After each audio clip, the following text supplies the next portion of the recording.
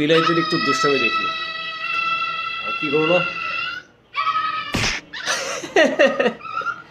ও মাই god এবার ঠিক আছে বসে ঘুমাচ্ছে কঠিন বন্ধু ও এই ওই এত বড় সাউন্ড এই শেষ শেষ শেষ কি হলো এই দেখ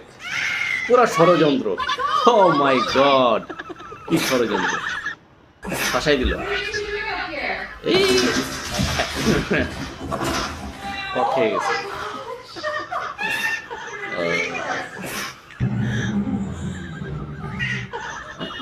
পুরো অভিনয়